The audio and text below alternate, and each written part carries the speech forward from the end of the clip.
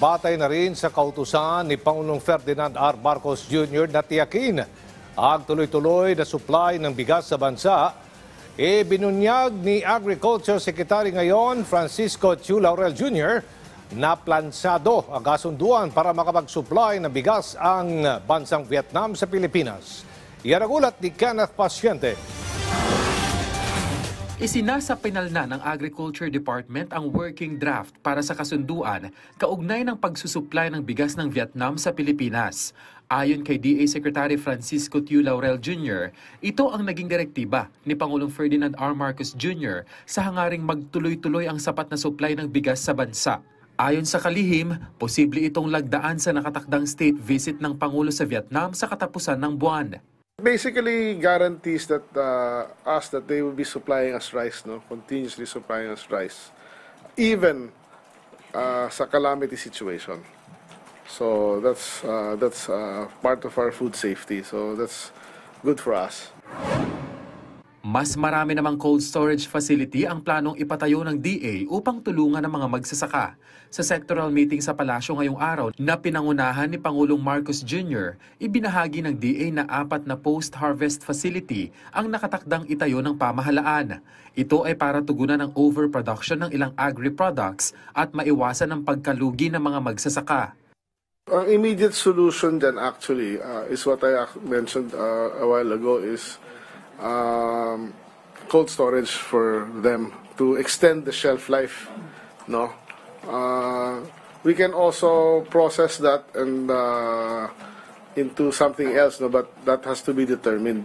Bukod dito, paiigtingin pa ng ahensya ang kanilang logistics na may mahalagang papel upang masigurong walang masasayang sa ani ng mga magsasaka at matiyak na maihahatid ang mga ito sa merkado.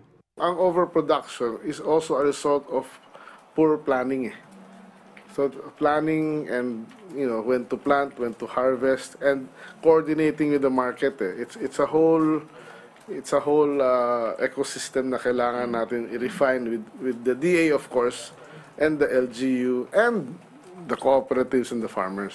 Tinataya nga abot sa 93 billion pesos ang kakailanganing pondo ng DA para sa post-harvest facilities upang maiwasan ang agri-products wastage, gaya ng bigas at mais na umaabot sa 12.7 hanggang 15% dahil sa kakulangan ng mga ganitong uri ng pasilidad. 30% of our produce, especially of vegetables, is gone because of wastage, because of the poor logistics system in our food supply chain. If we can lessen or hopefully almost eliminate yung losses na yon, that would be equivalent to at least 10 to 15% less cost sa ating mga vegetables and high-value crops like fruits. Palalakasin din ang agri-fisheries sa bansa na naging direktiba ni Pangulong Marcos Jr.